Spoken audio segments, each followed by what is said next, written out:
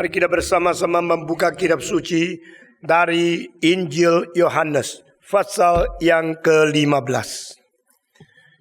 Injil Yohanes, pasal yang ke-15.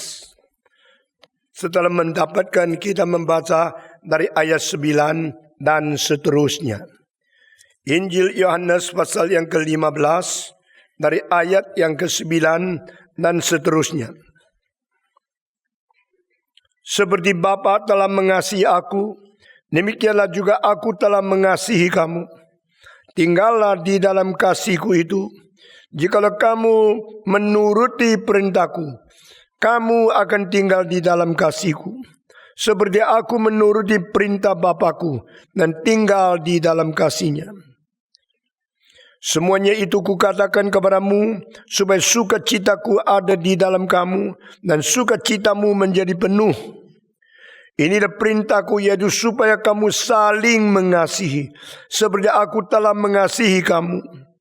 Tidak ada kasih yang lebih besar daripada kasih seorang yang memberikan nyawanya untuk sahabat-sahabatnya. Kamu adalah sahabatku, jikalau kamu berbuat apa yang kuperintahkan kepadamu. Aku tidak menyebut kamu lagi hamba, sebab hamba tidak tahu apa yang diperbuat oleh tuannya. Tetapi aku menyebut kamu sahabat, karena aku telah memberitahukan kepadamu segala sesuatu yang telah ku dengar dari Bapakku. Kita membaca kitab suci sampai di sini. Mari kita berdoa sekali lagi. Bapa di dalam surga, kami sudah membuka kitab-Mu. Kami sudah membuka firman-Mu. Sekarang kami menunggu Engkau membuka hati kami, membuka telinga kami, sehingga kami yang datang kepada-Mu boleh mendengarkan suara yang manis dari surga. Suara tegur yang sangat indah untuk merubah hidup kami. Beri kepada kami niat mau dengar, mau taat, mau mengikuti, mau berubah sesuai kehendak-Mu. Sehingga hidup kami tidak menjadi sia-sia, karena tanpa firman-Mu kosong adanya kerohanian kami. Dengar doa kami Tuhan, dalam nama Yesus Kristus penebus dan juru selamat kami yang hidup, kami sudah berdoa. Amin. Saudara-saudara, dari pasal 15 ayat pertama kita lihat Yesus menjadikan diri seperti sebatang pohon. Di dalam binatang dia memilih, dia adalah domba. Di dalam tumbuhan dia memilih adalah anggur. Baik domba maupun anggur adalah yang paling lemah, yang paling tidak berdaya, tidak bisa membela diri dan tidak banyak gunanya.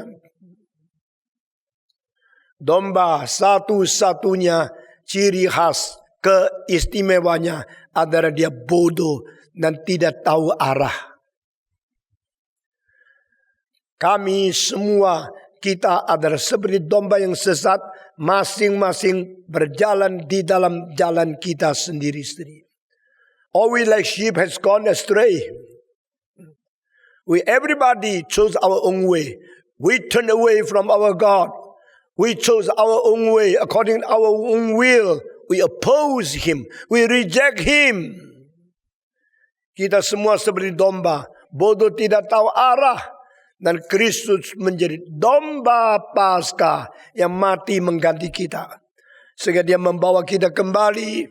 Dan dia sendiri menjadi domba yang menjadi pengganti bagi kita. Pada waktu Yesus memakai pohon-pohonan untuk melukiskan diri, dia pilih pohon anggur. Yang tidak tahu modelnya apa. Tidak ada seorang bisa melukiskan pohon anggur bentuk aslinya apa.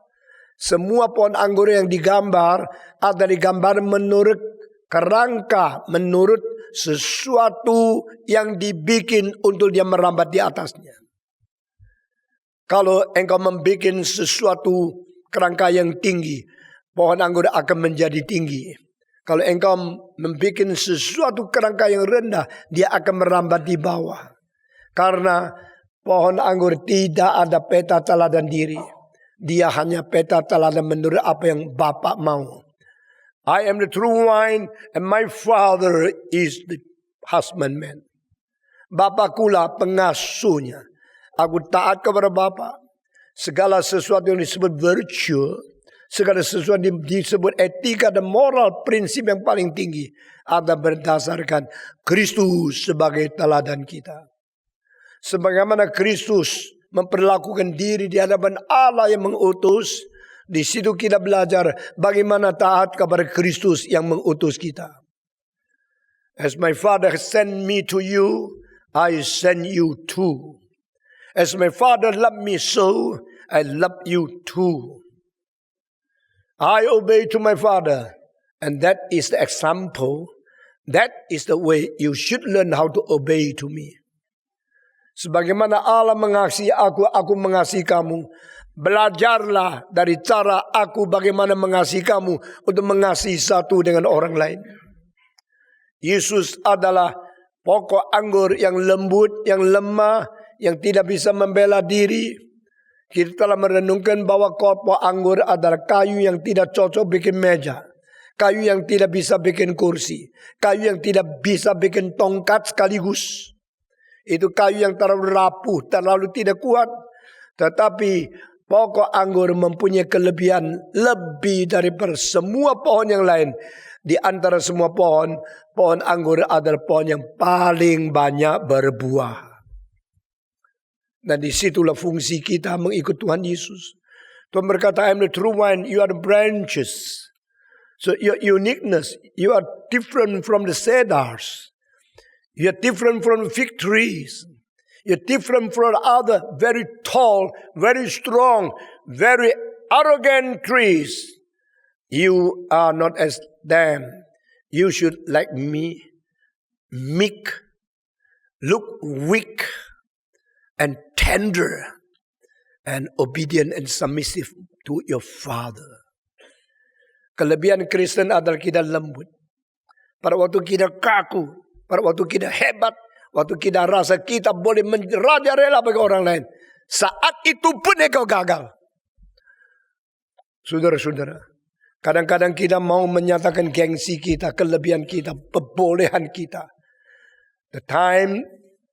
The minute what you show off is the minute God not glorified. Saat engkau menonjol diri, pada saat engkau memamerkan show off diri hebat, saat itu kemuliaan Tuhan dicuri oleh engkau. Engkau mulai gagal. Banyak bahkan pendeta tidak mengerti rahasia ini. When you are weak, when you feel we are weak, when you are meek, when you submit to God, at that time you are strong. Paulus berkata, pada waktu aku lembut, di situ aku menjadi kuat. Pada waktu saya menganggap diri kuat, saya menjadi jatuh. Yesus Kristus berkata, barang siapa yang menganggap diri bisa berdiri tegak, dia harus hati-hati. Karena paling gampang untuk orang yang arogan jatuh. Satu kali kita berfoto, lalu karena tidak cukup tempat, mesti ada sebagian orang jongkok di depan. Saya waktu itu masih umur 23. Saya pilih jongkok. Saya pilih duduk di paling depan. Ada orang berdiri tinggi, ada yang duduk di kursi. Lalu kita yang masih muda jongkok di depan. Berada duduk di tanah. Lalu seorang missionary dari Reform, dari Christian Reform Church dari Amerika, namanya Nelly DeWard. Dia ibu rohani saya. Dia mengatakan satu kalimat, saya tidak pernah lupa. Orang yang duduk di tanah tidak mungkin jatuh. Semua 1, 2, 3. Orang yang duduk di tanah tidak mungkin jatuh. Down to earth. Kalau saya pendeta besar, saya pendiri GRI, saya pemimpin kekristenan, tapi saya mau down to earth, saya mau duduk di tanah. Saya tidak mungkin jatuh lagi. Kalau jatuh lagi, jatuh kemana? Sudah di tanah, sudah di jubin. Jatuh lagi pasti jatuh ke dalam lengan Tuhan yang di dalamnya penuh rahasia untuk memelihara saya. We are in the good hand of God in Jesus Christ. Kita berada di tangan Tuhan. Kalau kita jatuh lagi, jatuh ke dalam cinta kasih lebih dalam. Jatuh lebih bersatu, lebih erat dan lebih bergabung dengan Dia. Union of Christ more profound, more deeply. Biar kita belajar rendah hati. Apakah rahasia seorang hamba Tuhan yang sukses? Agustinus mengatakan 3 rahasia. Waktu orang catat, dia mengatakan pertama, rendah hati. Lalu kedua, rendah hati. Ketiga, rendah hati. Bapak Augustinus Pikun kali ya. 3 kali diulangi sama. Yang kedua, yang ketiga apa? Dia bilang, no, nothing other than this. The 3 things same. Humble, humble, humble. Yesus selalu begitu rendah hati. Yesus ditinggikan bukan untuk diri sendiri. Yesus diangkat tinggi, dijunjung tinggi. Justru oleh roh Tuhan. Oleh Allah sendiri. Bukan atas kemauan dia sendiri. Maka dia selamanya menjadi raja, menjadi Tuhan kita. Yang tak mungkin kita mentari dia turun. Tak mungkin kita berhasil melawan dia. Karena nothing to be opposed. Dia begitu baik, begitu rendah hati. Begitu rohani menjadi teladan kita masing-masing. I'm a true wine. Akulah pokok anggur. Yang lembut, yang lemah. Yang tidak mempunyai gaya sendiri. Yang tidak mempunyai image sendiri. Karena my father is my husbandman. Bapakku lah yang mengelola. Bapakku yang memupuk. Bapakku yang melihara. Yang membesarkan aku. Segala sesuatu dari dia. Maka Yesus Kristus berkata, ayat ke-8, you should bear more fruits. You should bear plenty fruits. Then people will know that you are my follower. Engkau harus berbuah banyak. Maka orang akan tahu engkau pengikutku melalui ini. Saya sangat tertarik ayat pertama, true wine. Ayat ke-8, more fruits. Ayat pertama adalah kualitas. Ayat ke-8 ada kuantitas. Saya berkali-kali berkata, keep the quality first. And the quantity will finally automatically come up for those who are pursuing it. Kalau engkau memelihara kualitas dengan tanpa kompromi, tanpa menyerah, maka kuantitas akan datang. Saudara-saudara, gereja dimulai daripada 20 orang. Sekarang sudah lebih 700 orang pagi sore mengikut kebaktian. Tetapi saya tidak rasa ini banyak. Kita terbatas dengan tempat sehingga tidak bisa bertambah-tambah lagi. Mengapa kuantitas diberikan? Karena kita dari permulaan tidak mau takluk kepada segala prinsip kompromi. Dari permulaan kita tidak mau menyerah. Kita mau keep the quality first. Lalu kuantitas ditambah oleh Tuhan kepada kita. Engkau harus berbuah banyak. Setelah Yesus memberikan kalimat ayat ke-8. Dia menyambung dengan ayat ke-9. Seperti Bapa telah mengasihi aku, demikian juga aku telah mengasihi kamu. Tinggallah di dalam kasihku itu. Jikalau kamu menurut perintahku, kamu akan tinggal di dalam kasihku. Seperti aku menurut perintah Bapakku dan tinggal di dalam kasihnya. Hal ini bukan pertama kali muncul di dalam pasal ini. Tapi pertama kali dikatakan di dalam Yohanes pasal 13 ayat 34. Sebagaimana Bapakku mengasihi aku mengasihi engkau. Kasihilah kamu seorang dengan lain seperti aku mengasihi engkau. Kita tidak boleh memakai cara mengasihi Allah untuk mengasihi orang lain.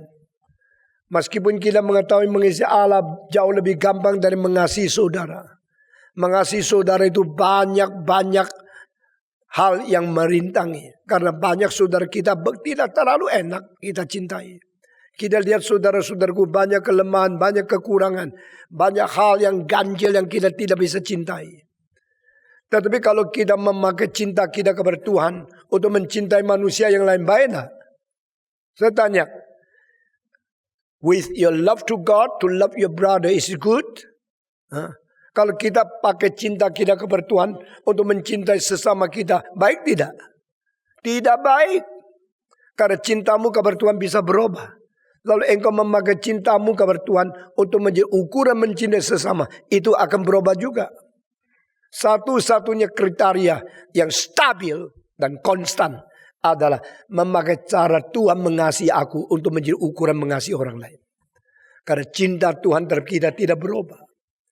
Kadang-kadang saya menguji IQ-mu sampai di mana. Pengertian kitab sampai di mana. Kita selalu menjadi kacau. Kita selalu tidak bisa membedakan yang benar dan yang salah di mana. Kita selalu menganggap yang dianggap benar itu sudah benar. Maka kita tidak akan berubah. Pagi ini saya berkata, kenapa banyak pendeta tidak pernah berubah? Karena mereka anggap apa yang mereka kabarkan sudah benar. Mereka tidak mempersiapkan orang memikul salib. Engkau mempersiapkan orang untuk menjadi rakus. Dari mana kita tahu? Karena engkau kalau percaya Tuhan, engkau menjadi kaya. Engkau percaya Tuhan, engkau menjadi makmur. Itu umpan membuat orang rakus. Menjadikan orang dunia lebih duniawi. Karena pemimpin sendiri lebih duniawi dari orang dunia. Sebelum Krismon, pada waktu itu $1 $2.000. Pada waktu itu sudah ada seorang pendeta yang mempunyai uang deposito di bank atas nama dia sendiri. 18M. Hal ini karena bendahara mereka yang sudah tidak setuju dengan dia keluar dari gereja itu. Lalu bicara di luar tentang hal ini. Kenapa? Di dalam satu makalah yang saya baca dengan mata di atas kepala saya sendiri. Dia menulis begini. Dia mengatakan sebagaimana biasa dari gereja-gereja yang lain. Perpuluhan milik hamba Tuhan. Wah, saya baru tahu. Bukan pribadi. Tapi gereja-gereja yang lain juga begini. Dia tidak tulis gereja mana. Tidak ada itu gereja perpuluhan milik pendeta sendiri. Itu adalah bikinan mereka yang tidak mau belajar teologi. Yang tidak mau patuh kepada kitab suci. Dan mereka sendiri mentafsir kitab suci. Karena perpuluhan untuk orang Lewi. Nah, saya orang Lewi. Engkau bukan Lewi. Engkau Wile. Saudara-saudara. Karena mereka anggap mereka orang Lewi. Mereka berhak mengambil perpuluhan. Lalu ayat itu dicomot. Ayat itu dipaksakan. Untuk sesuai dengan ambisi sendiri. Saudara-saudara, kalau orang mempunyai bakat besar, anggotanya beribu-ribu, semua perpuluhan dimiliki oleh dia, pasti dia kaya sekali. Kalau perpuluhan daripada orang-orang reform semua dimiliki oleh Stephen Tong, saya berapa kaya? Tapi saya bukan orang itu. Karena saya mengetahui yang disebut orang Lewi bukan satu orang. Yang disebut orang Lewi itu satu suku. Satu suku di antara 12 suku, kalau setiap suku memberikan perpuluhan, lalu mereka punya income antara 100, maka 10% yaitu 10 digabungkan 12 suku cuma berapa? 100, kalau 12 suku cuma 1.200. 1.200 untuk satu suku, suku Lewi. Dan suku Lewi harus keluarkan lagi 10%. Berarti suku Lewi cuma mendapatkan 120 untuk seluruh suku. Bukan untuk satu orang. Pemikiran yang rakus. Pemikiran duniawi yang tidak mau bertobat. Mengakibatkan pemimpin semua menjadi setan-setan yang tamak uang lebih dari dunia. Orang-orang menjadi pemimpin gereja, pakai pelang gereja, menjadikan semua orang ikut teladan mereka. Saudara-saudara sekalian, Yesus mengatakan, aku mengasihi engkau. Dengan kasih itulah kau saling mengasihi. Jangan dengan kasihmu kepada aku untuk saling mengasihi. Kau mengasihi orang lain berdasarkan kasihmu kepada aku, itu bahaya. Karena kasihmu kepadaku adalah kasih yang bisa berubah. Kasih yang tidak stabil. Kasih yang relatif dan bukan mutlak. Terbalik, pakailah kasihku kepadamu untuk mengasihi orang lain. Ini bukan dicatat di sini. Sebelum di sini pasal 13 ayat 34 sudah dikatakan. Dan dari situ dia mengekstensi ke sini. Mengekspand supaya kita mengerti lebih mendalam. Kasihilah sesamamu. Seperti sebagaimana aku mengasihi engkau. Can you compare any love with the love of Jesus? Never. Can you understand more deeply of any love than understand the deep love of Jesus? Never. Cinta yang paling dalam, paling limpah. Yang Paulus terpaksa memakai istilah kata sifat. Yang tidak pernah muncul di Shakespeare, Charles Dickens, Samuel Johnson, atau Turgenev, atau Gorky, atau Badayev. Dia mengatakan alangkah panjangnya, lebarnya, tingginya, dalamnya. Adakah engkau bicara sama pacarmu, cintaku panjangnya, lebarnya, tingginya, dalamnya? Itu karena sifat yang belum pernah muncul di dalam buku apapun dalam sejarah daripada sastra dunia. Not even one person ever would describe so-called the love of God with the 4 sentences like this. Cinta Allah itu panjang, cinta Allah itu lebar, cinta Allah itu tinggi, cinta Allah itu dalam. Seorang yang Protestan yang ditangkap pada waktu reformasi, dimasukkan penjara. Yang penjara itu kamarnya cuma 1 meter kali 1 meter besarnya. Mau jongkok tidak bisa, mau tidur tidak mungkin. Mau melenturkan dia punya kaki, tidak ada tempat. Dia hanya bisa berdiri di situ lalu pegang. Berbulan-bulan tidak bisa tidur seperti itu. Lah akhirnya dia digantung mati. Seorang yang mengabarkan Injil sungguh-sungguh tentang kebenaran Yesus Kristus harus dibunuh setelah dikurung bertahun-tahun di sesuatu kamar yang 1 meter kali 1 meter. Engkau mau apa di situ? Engkau jongkok kaki kena dinding. Dindingnya kasar dari batu yang kasar sekali. Engkau mau tidur tidak bisa berdiri. Engkau hanya bisa berdiri, hanya bisa memegang tembok-tembok. Pada waktu dia digantung, dibawa keluar dari penjara menuju ke tempat di mana menjalankan hukuman itu. Orang melihat mukanya senyum, berseri-seri seperti orang yang baru nikah. Senangnya, puasnya luar biasa. Orang-orang heran, bukankah ini yang dipenjarakan berbulan-bulan?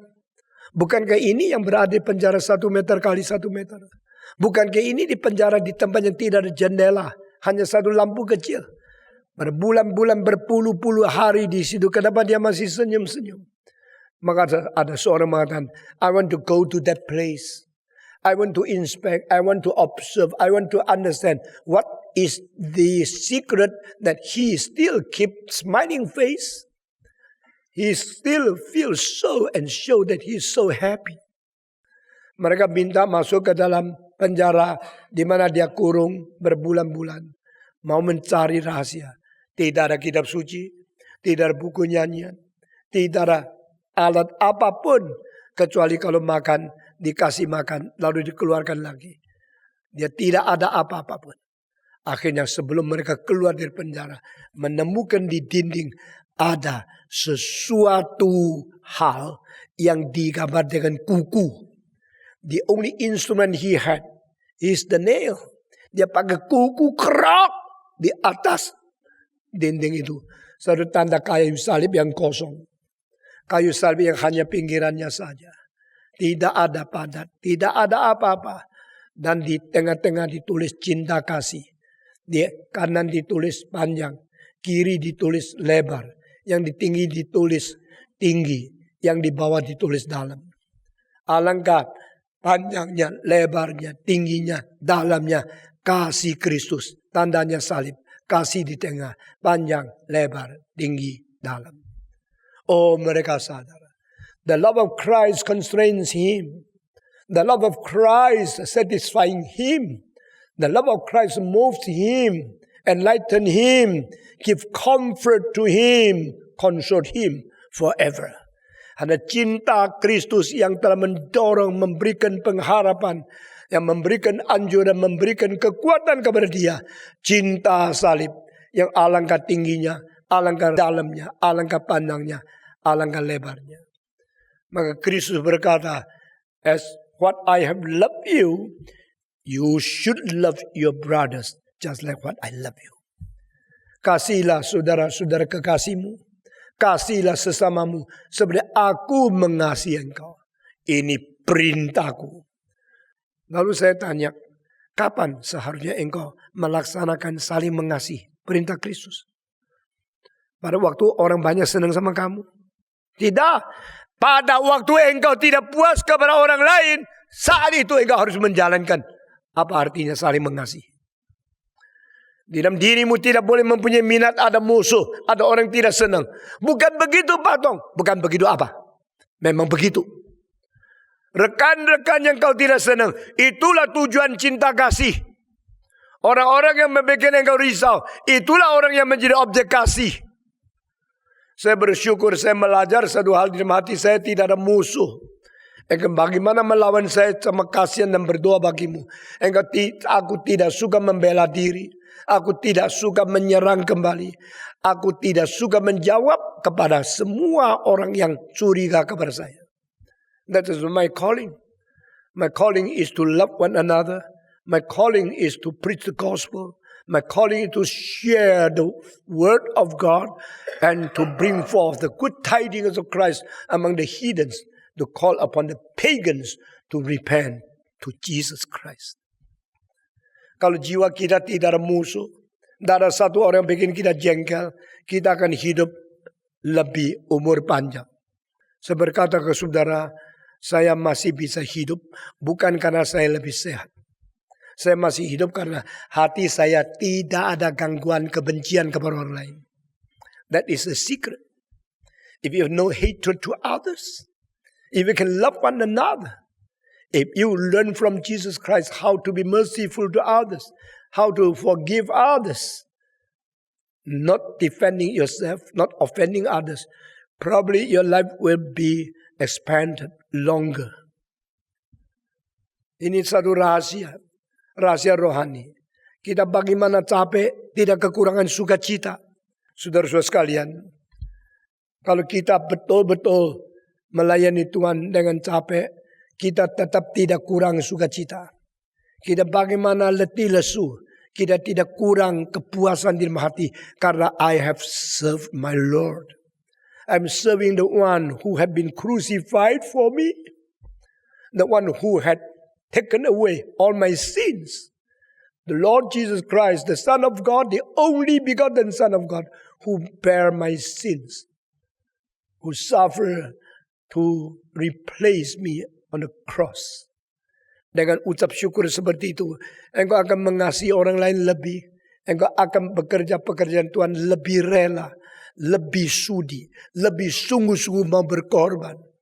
Dan di situ imbalannya adalah Tuhan akan menghibur engkau, memberikan kekuatan tambahan kepada engkau.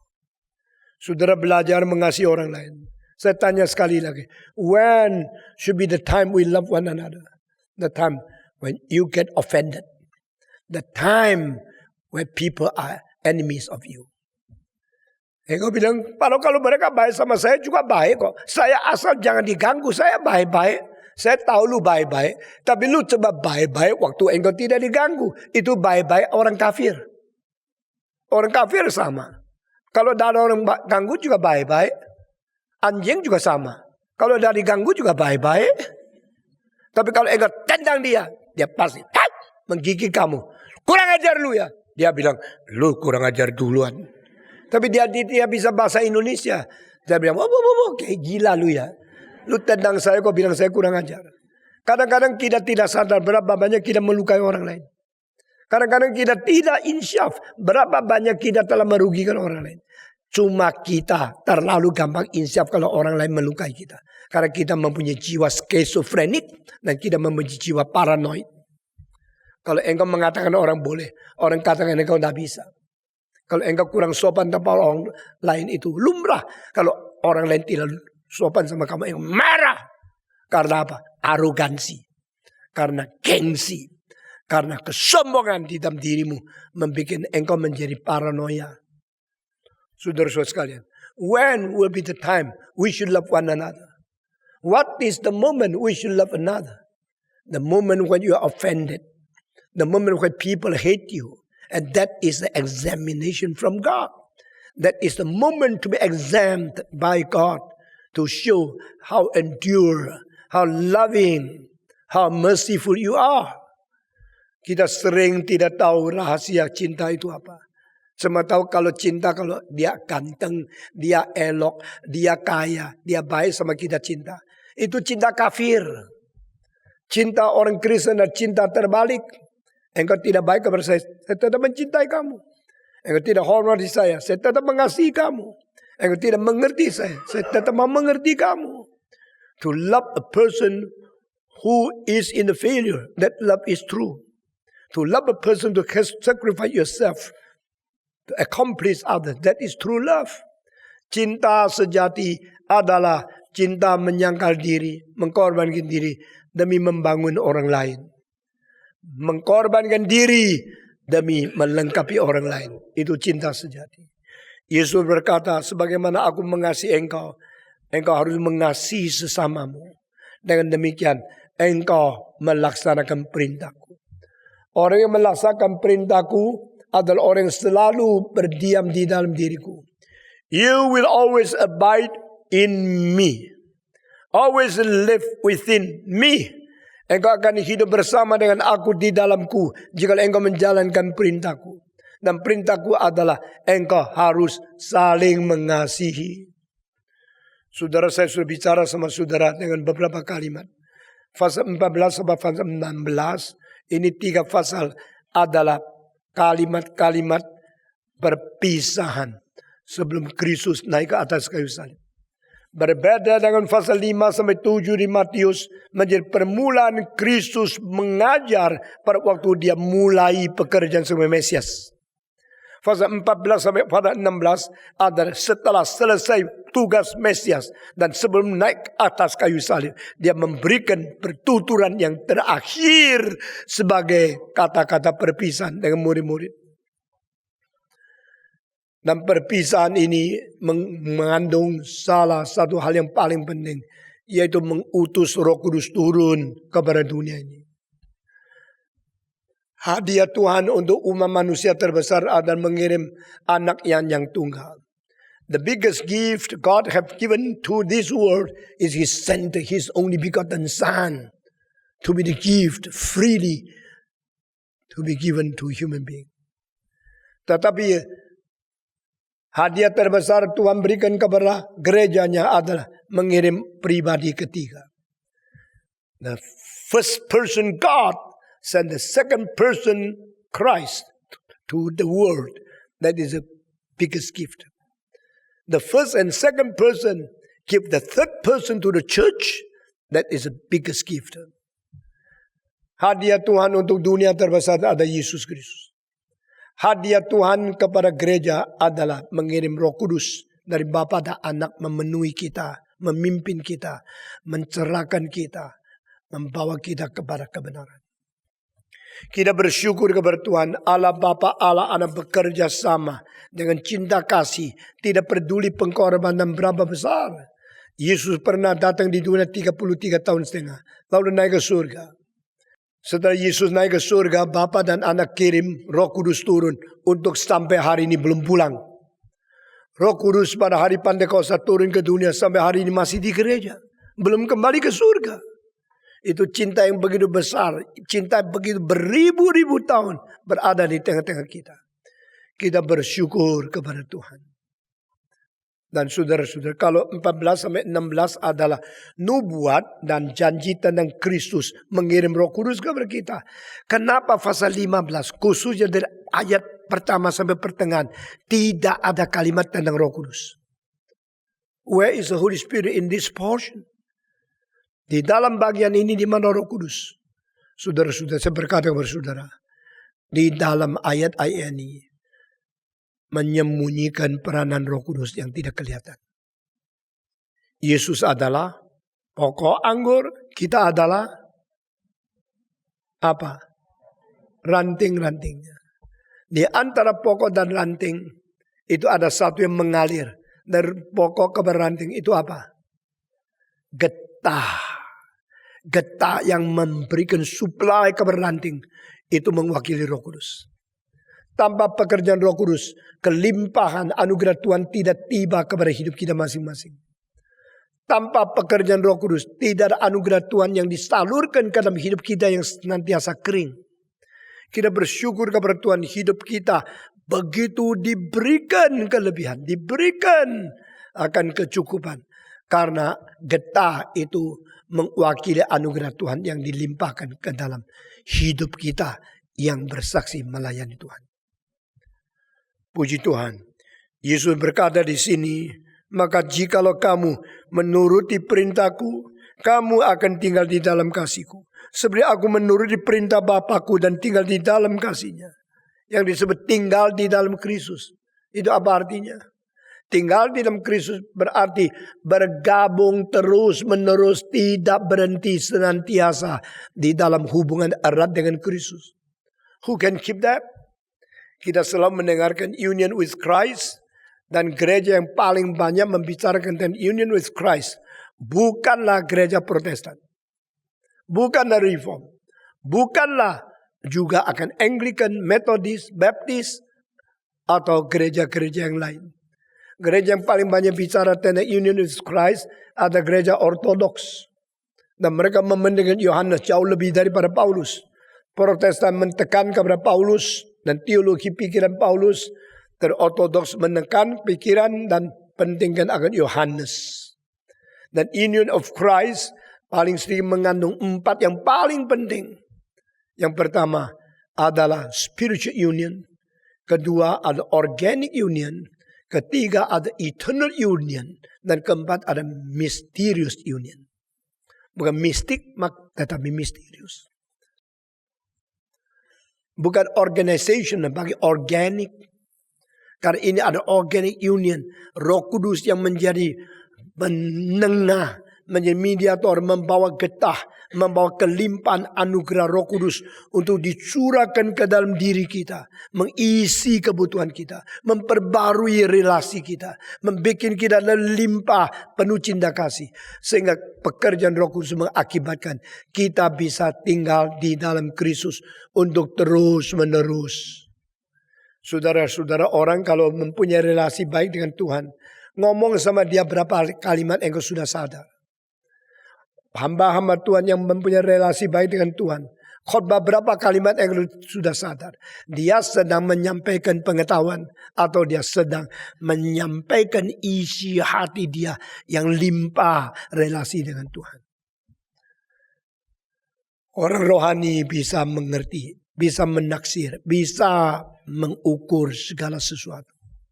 Jika engkau dipenuhi Roh Kudus dan engkau berjalan di dalam pimpinan Roh Kudus, dengan sendiri engkau sadar pendeta ini beres atau tidak.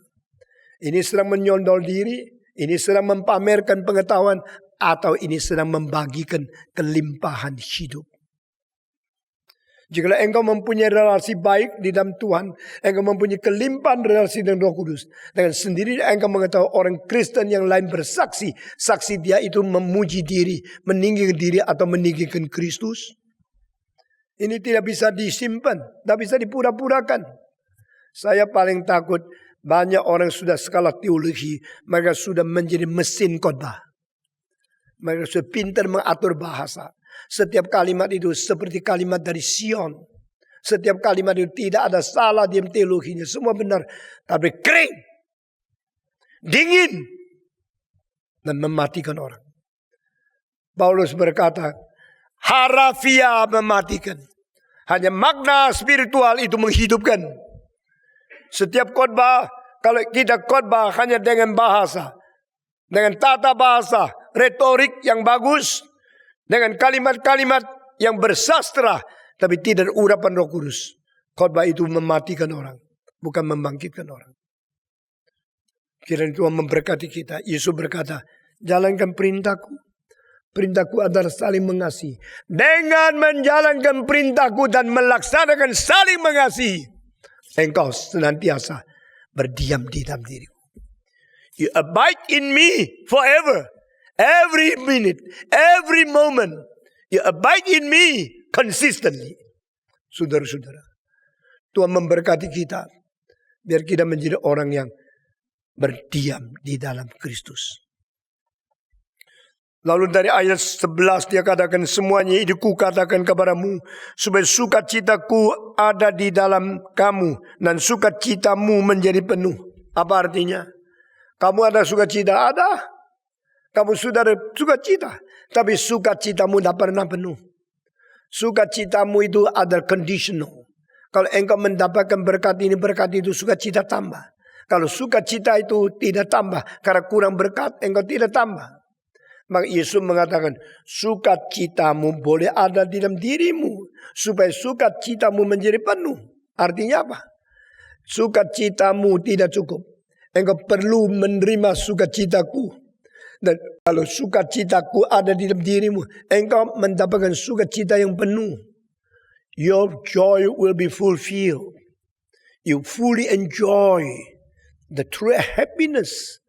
Because my happiness is within you. Kalau engkau berdiam di dalam diriku, aku berdiam di dirimu. Di situ sukacitaku akan memenuhi sukacitamu yang tidak penuh. kita mempunyai sukacita. Tapi sukacita yang kita miliki selalu kering, selalu tidak penuh.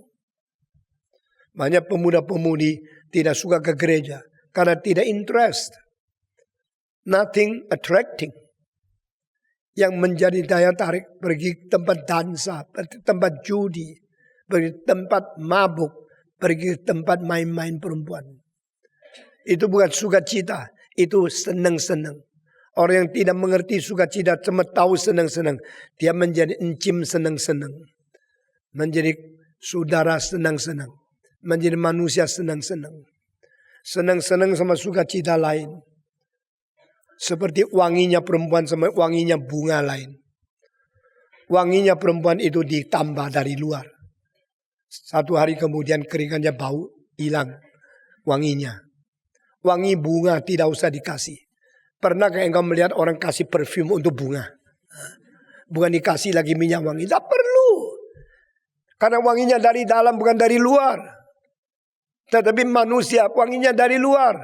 Wah, engkau pertama kali pacaran, engkau lihat, wah ternyata wanita itu wangi sekali loh. Nah, seperti pria-pria keringnya bau sekali. Tetapi ibu tahu tidak itu kosmetik habis berapa banyak uang? Tahu tidak seluruh dunia 40 tahun yang lalu saya baca kosmetik yang dipakai uang oleh wanita-wanita seluruh dunia. Semua dijumlah cukup menunjang pekerja misi seluruh dunia 1300 tahun. Sekarang bukan seorang wanita pakai minyak wangi. Pria iya, lebih mahal lagi. Karena pabrik-pabrik tahu pria mempunyai gaji lebih besar dari wanita. Dan dihantam, dipukul. Ini dunia sudah gila. Seorang ahli ROG bilang sama saya. Waktu engkau beli Frank Muller. Kecuali engkau beli ROG Frank Muller yang betul-betul complication. Yang betul-betul yang rumit sekali. Yang biasa mesinnya ada mesin ITA. Cuma diganti rotasinya itu emas. Lalu mesin yang $30 dijual lebih $10,000. Saudara-saudara. Manusia makin lama makin gelap hati nuraninya. Sesudah mempunyai nama besar cuannya. Cuannya itu terjemah bahasa itu untungnya. Banyak luar biasa. Senang kok. Karena apa? Bisa cuannya cuan aja. Saudara tahu tidak uang yang kau bayar untuk setan jauh lebih banyak dari uang yang kau persembahkan oleh Tuhan. Berapa banyak yang kau beri kepada Tuhan? Sudah jalankan perpuluhan belum? Engkau pencuri-pencuri di dalam gereja. Perpuluhan milik Tuhan, kenapa ambil? Kenapa tidak kembalikan kepada Tuhan? Masih berani ikut kebaktian.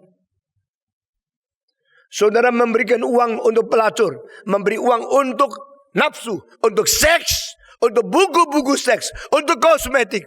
Jauh lebih dari uang yang kau berikan untuk menunjang pekerjaan Tuhan. Mereka masih menganggap diri orang Kristen yang baik. Saudara-saudara. Yesus Kristus berkata. Ikutlah. Yesus Kristus berkata. Supaya sukacitamu ada padamu. Supaya sukacitamu menjadi penuh. Apa artinya? Sukacitamu tidak mungkin penuh. Sukacitamu dari dunia tidak penuh. Tidak mungkin penuh. Kecuali sukacita yang kumiliki sendiri kuberikan kepadamu. Baru engkau akan merasakan penuhnya sukacita.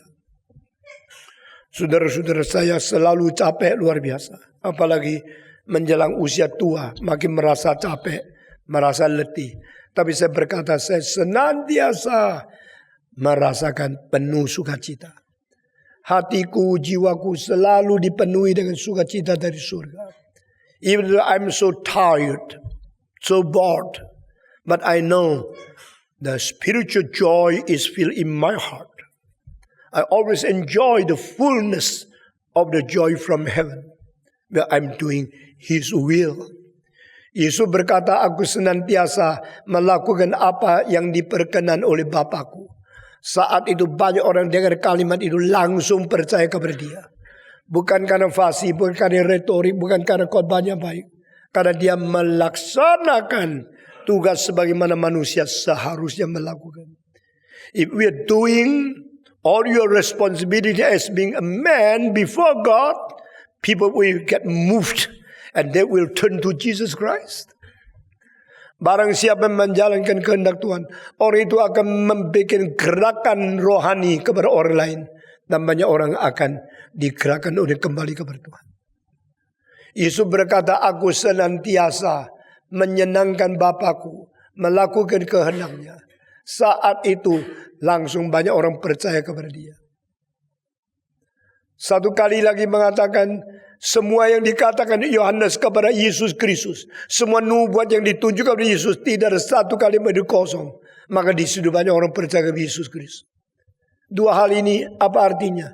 When your witness is based on the truthfulness, kesaksian berdasarkan kesungguhan, dan hidup berdasarkan memperkenan Allah. Ini dua hal mengakibatkan banyak orang beriman. Orang tidak percaya kepada Tuhan bukan karena tidak ada khotbah. Banyak orang pintar berkhotbah tetap tidak mengakibatkan iman kepercayaan. Karena apa? Karena mereka sambil khotbah sambil melanggar apa yang dikhotbahkan. Mereka sambil menjadi manusia sambil melanggar hukum-hukum dari Tuhan. Mereka sambil mengatakan mereka melayani Tuhan sambil mencuri uang Tuhan. Orang bagaimana bisa percaya kepada kamu?